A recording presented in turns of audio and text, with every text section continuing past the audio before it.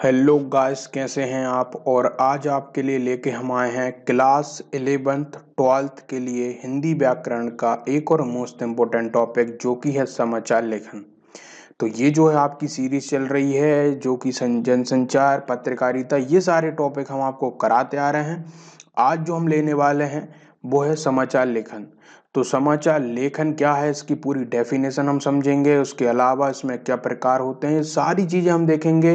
इससे related board exam में जो क्वेश्चन आते हैं उनको एक एक करके लेंगे। और तो आपको पता होगा कि मैं आपको क्वेश्चन के माध्यम से पूरी हिंदी व्याकरण कराता हूं, तो आज भी आपको क्वेश्चन से ही मैं आपको समाचार लेखन समझाऊंगा।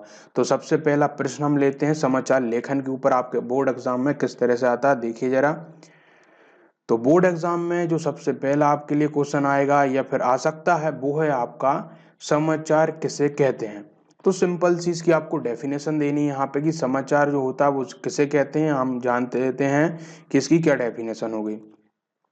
तो समाचार जो है किसी भी ऐसी ताजी घटना, विचार या समस्या की रिपोर्ट है जिसमें हमें अधिक से अधिक लोगों की रुचि हो और जिसका अधिक से अधिक लोगों पर प्रभाव पड़े। तो सिंपल सा यहाँ पे इसकी डेफिनेशन है याद रखने के लिए कि समाचार वो आपकी ताजी, यहाँ पे बस वर्ड आप ताजी को याद रखिए, यहीं पे ये आपको लिखना है क्योंकि यहाँ पे बोर्ड एग्जामिनर जो होते हैं वो आपको यही देखते हैं कि आपने इस ताजा वर्ड का यूज किया है कि नहीं किया है, क्योंकि समाचार जो होता है वो ताजा होना आवश्यक है। तो बस इस पूरी डेफिनेशन में आपको क्या वर्ड याद रखना, ताजा। और इस तरीके से आप इसकी डेफिनेशन लिख सकते हो और बहुत आसान है। यहाँ पे जो हमने डेफिनेशन दी है उसका भी आप सीधा सीधा लिख के आ सकते हो अपने बोर्ड एग्जाम में, या फिर अपने आप भी आप थोड़ी सी इसको तोड़ मरोड़ करके भी बना सकते हो। तो यहाँ पे ये पूरी आपकी डेफिनेशन हो जाएगी समाचार लेखन को, या समाचार जो होता है वो क्या होता है। अब हम अगले जो है देखेंगे वो है समाचार के तत्वों पर प्रकाश डालेंगे। मतलब कि समाचार के, आपका सीधा क्वेश्चन ऐसे आएगा कि समाचार के तत्वों पर प्रकाश डालिए। तो सबसे पहले तो मैं आपको थोड़ा सा बता देता हूँ तत्वों का क्या मीन होता है। तत्व का मीन होता है कि कोई भी जब हम लेख लिखते हैं, जो समाचार कोई हम विशेष कर लें, तो उसमें किन किन चीजों का होना आवश्यक है तब जाके पूरा समाचार बनेगा, वो उसके तत्व होते हैं। तो अब इसके क्या क्या तत्व हैं तो जरा देख लेते हैं। तो सबसे पहला जो तत्व होता है वो समाचार का, वो है आपका नवीनता। तो नवीनता का सीधा सीधा संबंध आपका ताजा ही सही है। मतलब कि जो भी आप खबर ला रहे हो या फिर समाचार में छपने वाली है वो नवीन होनी चाहिए, मतलब कि बिल्कुल ताजी होनी चाहिए। यहाँ पे पहला इसका हो जाएगा। दूसरा आपको याद रखना है वो है आपका निकटता। मतलब कि निकटता का ये मतलब है कि आपने जो भी खबर पढ़ रहे हो वो आपके कितने निकट है, मतलब कि आपको उससे क्या फायदा है, लाभ है, जो भी है, तो वो कितने आपके निकट है। मतलब कि जो भी हम खबर पढ़ रहे हैं समाचार में तो वो हमारे कितने संपर्क में है, उसे हम निकटता बोलते हैं उसकी। मतलब इसका सिंपल सा यही है कि वो हमारे कितने उपयोगी है। तो सिंपल सी चीज आपको याद रखनी है कि समाचार का दूसरा तत्व यहाँ पे निकटता हो जाएगा। अगला है आपका प्रभाव क्षेत्र। प्रभाव क्षेत्र का क्या सेंस है, तो प्रभाव क्षेत्र का मतलब होता है कि समाचार कहाँ कहाँ पे अपना प्रभाव दिखा सकता है। आप जानते हो कि अलग अलग क्षेत्र में या फिर अलग अलग जो भी युवा, या फिर हम बोलें कि अलग, मतलब जन रुचि के आधार पे ये चलता है कि किसकी कैसी पसंद है। तो उसको वो किस किस मतलब कितना जो है प्रभावित करेगा, वो उसका प्रभाव क्षेत्र होता है। तो यहाँ पे समाचार जो है आपका, वो यहाँ पे इसका जो तत्व है वो प्रभाव क्षेत्र है, सिंपल सा। अगला आपका जन रुचि, ये भी सिंपल सा वर्ड है। जन रुचि मतलब कि लोगों की क्या पसंद है या वो लोग कैसा चाहते हैं, उसके हिसाब से समाचार को लिखा जाता है, बनाया जाता है। अब यहाँ पे हम जो है बात करें तो समाचार में हम ऐसी कोई खबर नहीं लिख सकते जिसमें कि किसी की रुचि नहीं है, तो फिर उसको पढ़ के क्या मतलब। इस तरीके से हम समाचार को इस तरह से करते हैं कि उसकी जन रुचि हो, वो बढ़े। अगला तत्व इसका यह है टकराव या संघर्ष। तो समाचार जो होते हैं वो आपके टकराव या संघर्ष पे भी लिखे जाते हैं। आपने देखा होगा कि कहीं पे भी कोई टीम जीत रही है, हार रही है, या फिर कोई सी पार्टी जीती या हारी, तो उसका जो भी होता है वो सब कुछ हमें मिलते हैं, उसके आंकड़े वगैरह। तो उसे हम बोलते हैं टकराव या संघर्ष। तो उस पर भी समाचार लिखे जाते हैं, उसका ये भी तत्व है। उसके अलावा महत्वपूर्ण लोग, आपने देखा होगा समाचार जो लिखे जाते हैं महत्वपूर्ण लोगों पे भी आते हैं। आपने देखे होंगे कि भाई कोई भी सेलिब्रिटी को जरा सा जुकाम भी होता है तो आपको जो है तुरंत उसकी खबर मिल जाती है। तो इस तरह से महत्वपूर्ण लोग भी शामिल हो जाते हैं। अगला आप देख लीजिए उपयोगी जानकारियां। उपयोगी जानकारी का सीधा सीधा ये मीन है कि आपने देखा होगा कि कहीं बोर्ड एग्जाम के रिजल्ट घोषित हो रहे हैं या फिर मौसम की खराबी या कुछ भी ऐसी चीज जो होती है वो हमारे लिए जानकारी जरूरी है। तो वो सारी जानकारियां हमारी समाचार में दी जाती है, इसलिए उसमें उपयोगी जानकारियां भी आएगा। और फिर अगला आपका अनोखापन। ये अनोखापन का सिंपल सा मीन यही है कि आपने देखा होगा कि समाचार हम देखते हैं आजकल इस तरह से आते हैं कि कहीं पे जुड़वा बच्चे हुए या फिर कहीं पे शेर ने जो है एक हाथी को जो है डरा दिया। इस तरीके से जो भी ऊट पटांग जो खबरें होती हैं उनको अनोखापन में डाल देते हैं। तो ये समाचार के अगले तत्व में आएगा जो कि है अनोखापन। अगला हम देखेंगे पाठक वर्ग। ये पाठक वर्ग का मतलब यही है कि कौन उसको पढ़ने वाला है। तो सिंपल सी चीज है, समाचार किस पे डिपेंड करेगा।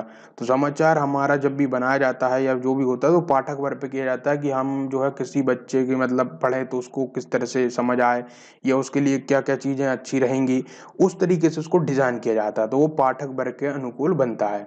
समझ गए होगे मैं क्या बोल रहा हूँ।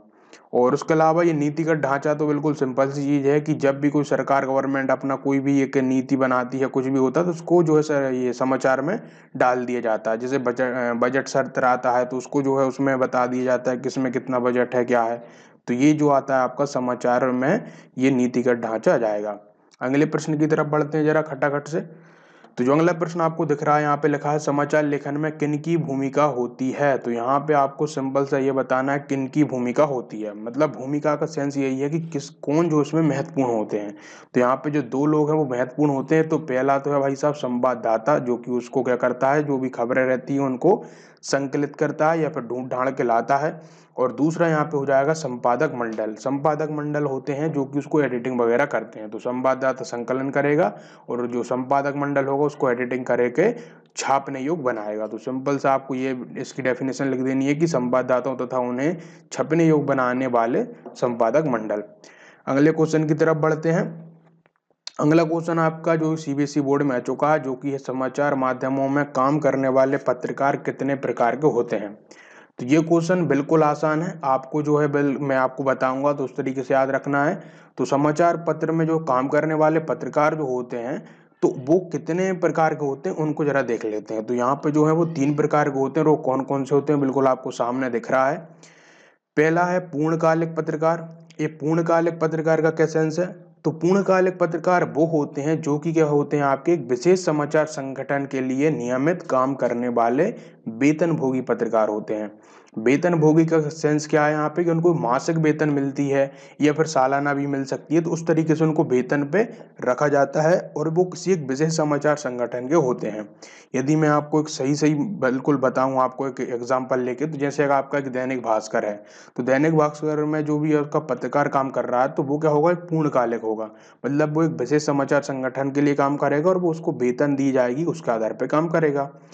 अंशकालिक पत्रकार क्या होते हैं, ये जो रहते हैं वो इससे पूर्णकालिक तरह के काम कर सकते हैं। मतलब कि ये वेतन लेके किसी के भी यहाँ पे काम करेंगे, लेकिन इनके मन के अनुसार चलते हैं। यदि ये चाहें तो दूसरे भी जो मतलब पत्रकारों के या संगठन में जाके भी काम कर सकते हैं। तो यहाँ पे ये आपको दिख रहा है कि ये एक से अधिक पत्रों के लिए भी काम करते हैं। तो ये जो है अपने मन से चलते हैं, ये एक से अधिक के लिए भी काम करते हैं, है ना।